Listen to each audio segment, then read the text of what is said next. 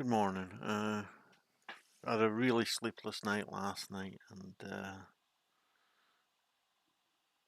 I haven't been able to do the necessary research to produce a video this morning. So I'm just going to analyse a game I played yesterday when I was unable to sleep.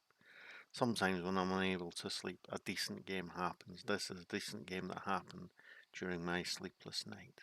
So of course I started with E4, best by test. C5, yeah, good response.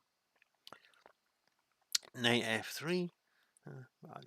I like to play the delayed alappin. I like to play the delayed alappin because it gives the opponent the opportunity to play a move inappropriate for the system, and the hyper accelerated dragon fares particularly badly against the delayed alappin. I'm not saying that at master level they lose just because they played the hyper accelerated dragon against the delayed alappin. Actually, at master level, the hyper accelerated dragon isn't played as much as the accelerated dragon, but yeah, that just means my plan is even more effective. My plan of taking the center, and though he has his bishop on a diagonal, which I am going to be able to block very easily. I can play e5 now. But his choice makes that e5 more solid for me. And maybe he has plans of undermining my center. They're not going to work. So he pins the knight, thinking that he can then take the knight, and when I take with the queen, if he comes to c6 with his knight, then he's threatening the pawn on d4. But that's all a bit long-winded. So I defend, instead of pinning the knight, I defend the pawn, which I think is great. And maybe he can play f6, maybe he can play knight to d7 and then to f5 and threaten both the bishop and the pawn. Yeah, so yeah, we can see his French defense logic behind what he's doing. He castles, I castle, chases away the bishop.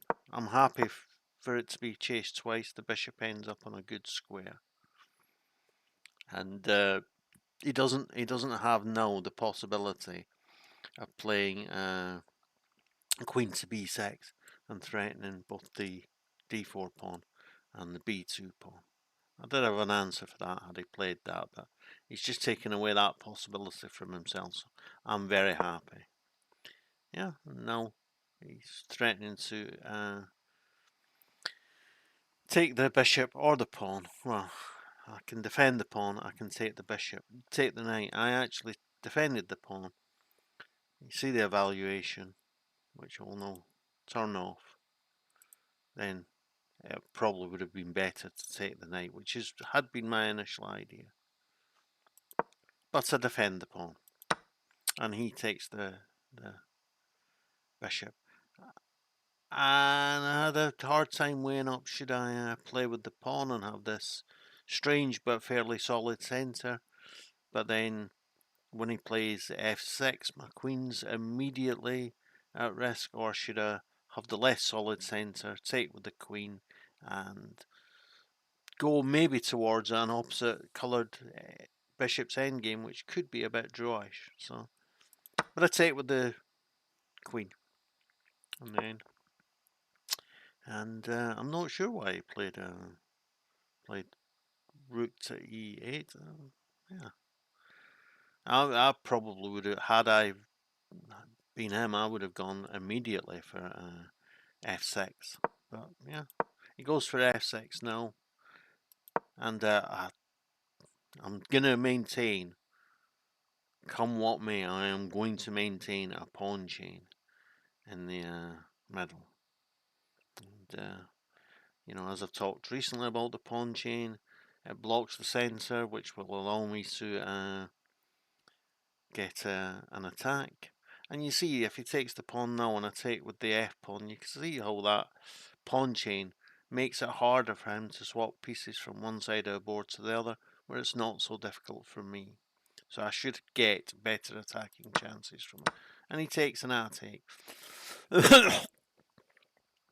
And if we look at the position and weigh up the kind of pros and cons, well, this pawn is backwards. And it's on a light square for which he doesn't have the bishop, and I do. Admittedly, this pawn is backwards, but then how is he going to attack it with his bishop? He's not. And even if he gets another piece to attack it, I can always play knight here and attack and defend it a second time. And it's only attacked twice, even if he attacks with the queen, which means that the knight is free to roam about the cabin and perhaps go to f4 and threaten the weakened pawn on c6, or threaten maybe some type of sacrifice on g6 as well. So he does play as expected, queen to b6, and I decide to double up the rooks, or have the possibility of doubling the rooks on the f file, because he can come to the f file with his rook. And now I just move out the way and put more pressure on the g6 pawn, with the ideas of maybe sacrificing. But also I've got the idea of playing knight here and knight here. So he goes for a doubling of the rooks, fine by me. And he continues with his plan of doubling the rooks. And now I'm planning on breaking down his pawn centre with his kingside pawns with h5. I don't really see the point of this.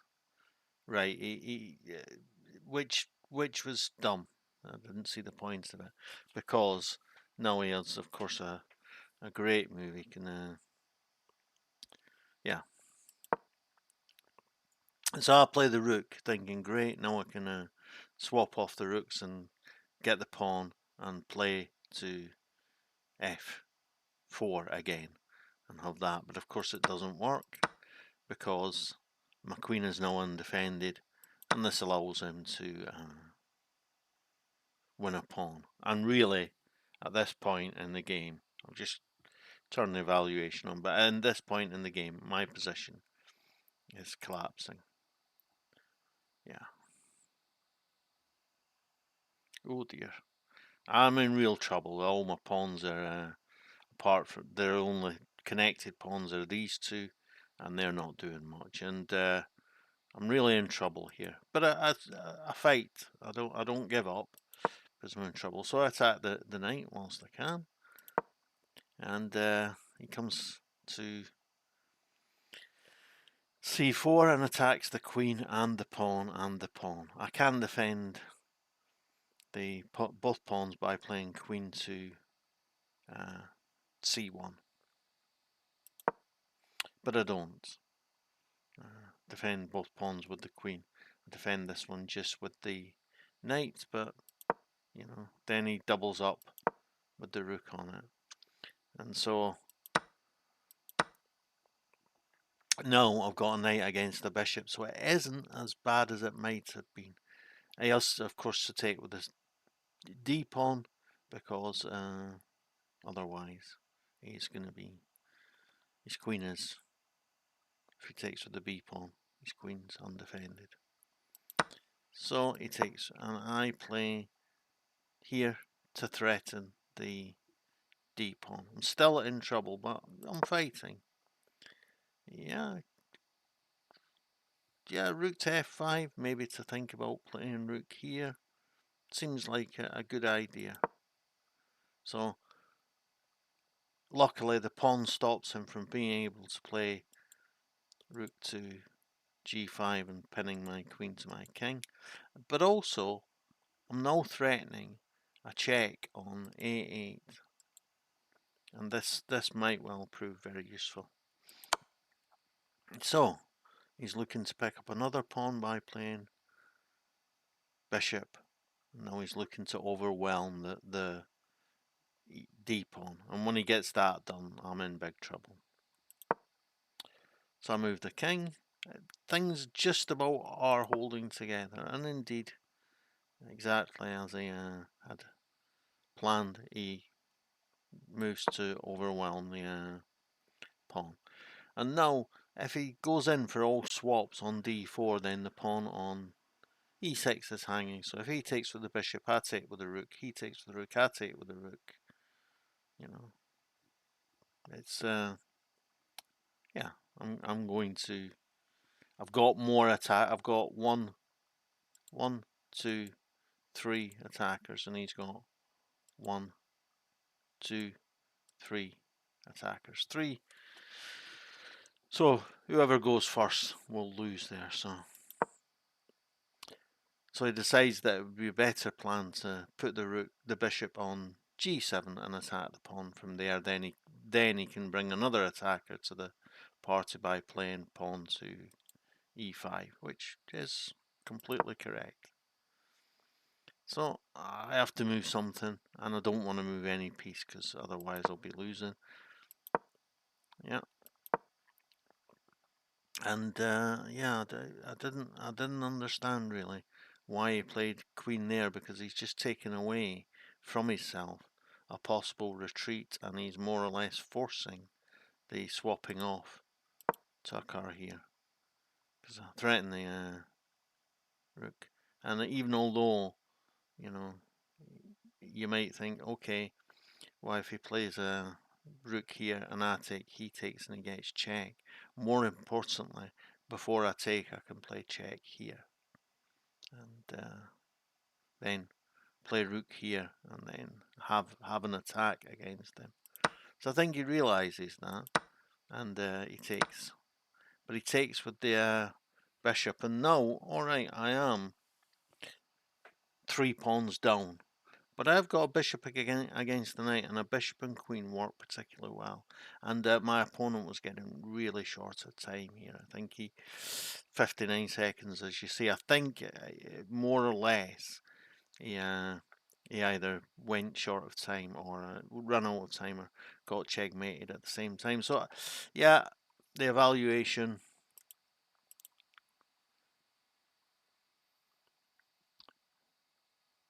is still 4.1 to black. It's still hugely favoured, but I do have practical chances, and yeah, I take one of the practical chances. I take the pawn on e6, and the knight is on a good square now,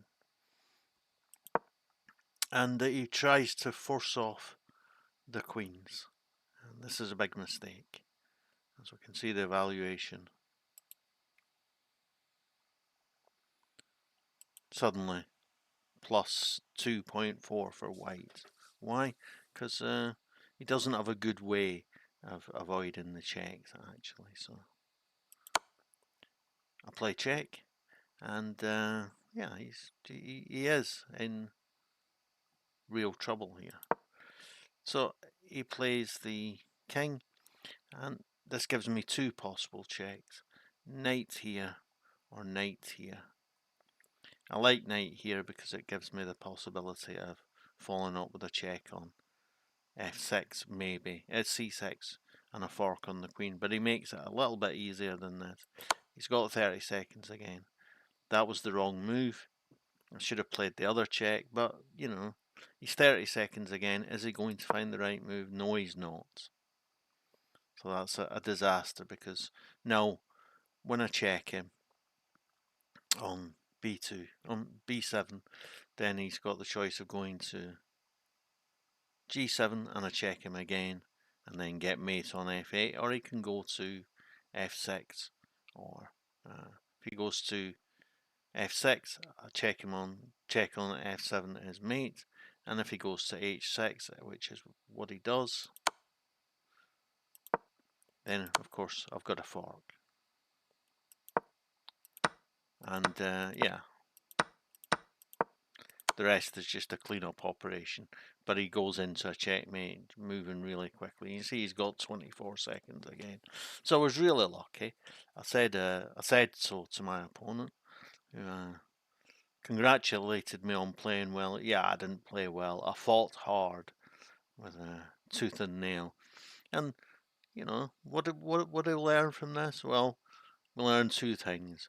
When you're awake all night because you can't sleep, the chess is not usually of good quality.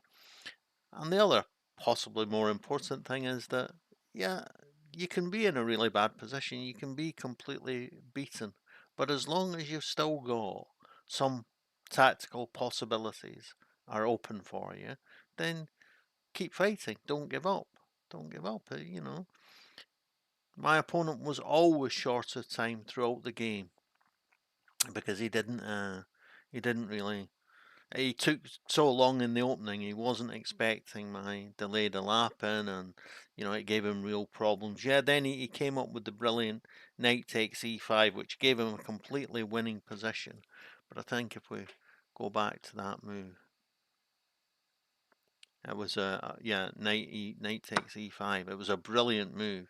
Actually, we're at about the same time there. I thought he'd used a great deal of time there, but he hadn't already. So yeah, even a one game has to be played properly, and it took him too long. It's as I say to people, 10-minute game. Give your opponent 11 minutes of problems, whatever the position you're going to win. Okay, don't forget to like, share, and subscribe. Thanks. Bye.